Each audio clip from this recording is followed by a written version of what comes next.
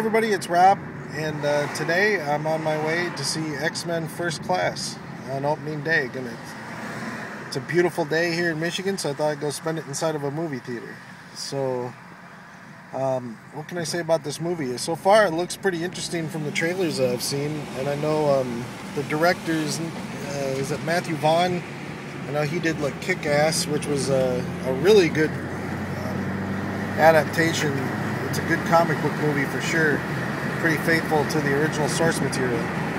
So, looking forward to this. I love the fact that it's set in the 60s, like around the same time that Stan Lee wrote the original X-Men. I love the fact that their uniforms have some color to them. That's definitely a plus.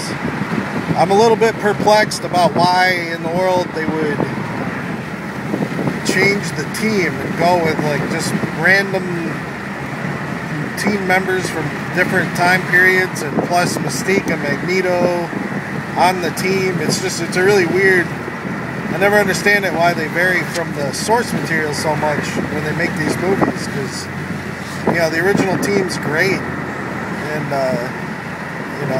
I'm biased. I would love to see Jean Grey like on the big screen some more, but oh well, I'm gonna have to leave that at the door, otherwise it's just gonna drive me crazy. But there's so many just random, like, why would you do that? I don't know, but I hear it's a good script, good director, so hopefully it's gonna be a good movie. But what else am I looking forward to here? I'm also surprised, actually, to tell you the truth, that they didn't squeeze Wolverine into this, since they're not being faithful to the original source material. I mean, this is like, he's such a huge draw, plus action figure sales and all that other stuff that they love to do.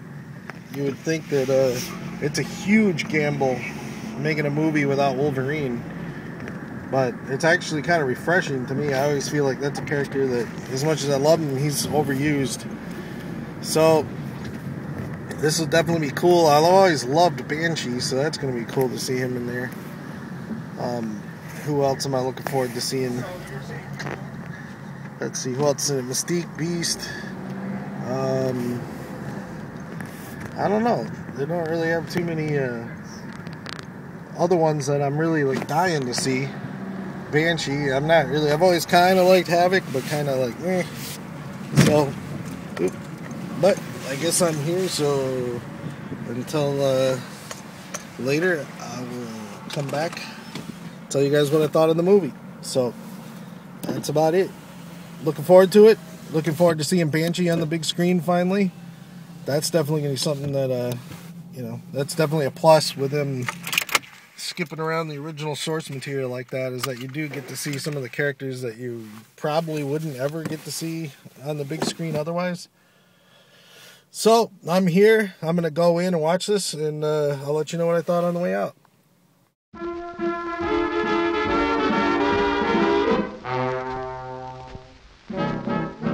Down in the Atlantic on the nasty afternoon, Sven, Yankee ship is in a great big convoy too. Mr. Knox said swim, swim you're safe. So they swam and they swam, happy and brave. Boop boop did-em dod-em, whoopee hooray. Boop boop did-em dod-em, we're on our way. Boop boop did-em dod-em. Hey everybody, so I just got done watching X-Men First Class.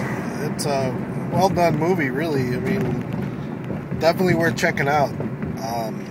I had some problems letting go of, like, I've got a lot of knowledge about the X-Men, so it was like, I don't know, you kept to see them like do certain things, like it basically made Sebastian Shaw be Magneto in this movie. They even gave him his helmet, which was kind of crazy. And I might be wrong, but I don't think I am. I don't remember Sebastian Shaw having that agenda where, it was mutants against humans, and, him being all about mutant kind. They kind of made it out like he's the one that inspired Magneto to, like, have that philosophy, and I don't know. I don't remember that at all. There's let's see, what I like about the movie. The pacing was good. never really felt slow. The relationship between Magneto and Xavier was really well done, actually. And even Mystique, who at first I was like, really, why is she in this movie? Her character is pretty well fleshed out, and there's a good dynamic between her and Charles. That was really well done. I don't remember the lady's name who played her, but she did a really good job. Her and Beast, there was some stuff there. They did some good stuff with Beast. But I guess my problems with the movie were, like, the other characters, like Angel and who else was in there? Darwin, Havoc. I don't know. They just all like didn't have anything to do really. They just like it was almost like too many characters. They all kind of felt like, I don't know. This movie wasn't about the X-Men. This movie was about Professor Xavier, and so they didn't really give like the X-Men anything to do. They didn't really develop their characters. It was just kind of like they needed somebody there for the action scenes. It's kind of what it felt like. I don't know. They're just like, they were interchangeable. You could have put any characters in that spot. In retrospect, now that I think about it, I'm kind of glad that they didn't do like, you know, Scott and Jean and Bobby and all those guys, because I would have hated to see them just wasted. And when you put in all these guys that, I mean, honestly, they were all second string X-Men. I mean, Banshee's pretty cool, but, you know, the rest of them were all just, like, pretty much second string, like, so maybe that's why they did it, just because they needed to have them in there, and they didn't want to spend a lot of time on them. I don't know, but it just felt like wasted time. I got kind of sick of looking up Kevin Bacon's nose. That dude's got some serious front face and nostrils, man. Once he put on Magneto's helmet, it was just like so obvious. It was like, really? Dude, I'm so tired of looking up your nose. You know, I'm trying to, like, I'm actually doing a lot of complaining. The movie was decent, but January Jones didn't do a thing for me. She's, I don't know, I mean, I guess she's, like, for all intents and purposes, an attractive woman, but she just doesn't appeal to me. And she's no Emma Frost. I mean, Emma Frost is supposed to be just, like, irresistible, like, melt your brain, and that wasn't her. And he had, like, the Hellfire Club was basically the Brotherhood of Evil Mutants, and I didn't really care for that. There's no reason for it, really. I mean, lazy story writing, I guess, but it's a well-made movie. If you're not, like, that big of a comic book fan, you'd probably really enjoy it.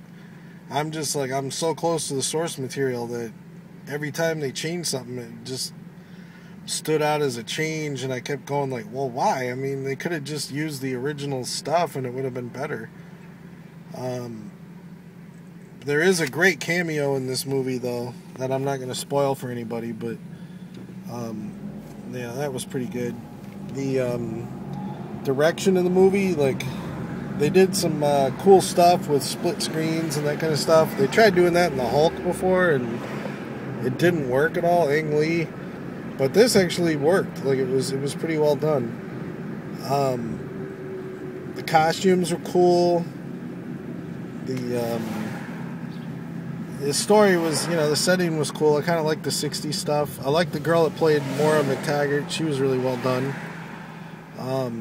It seemed really stupid that Magneto and Banshee, like, they kept losing their accents.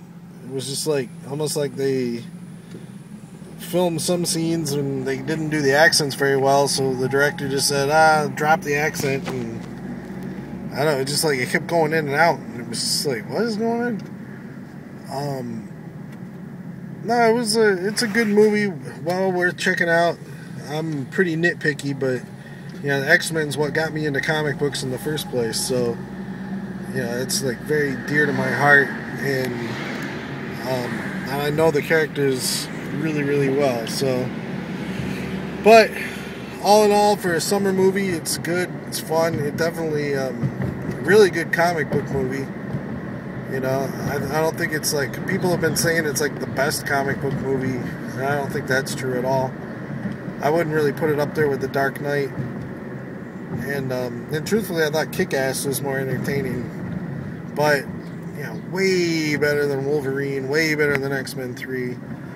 This is more along the lines of probably like the first X-Men movie. It's probably about that quality. So, definitely worth checking out.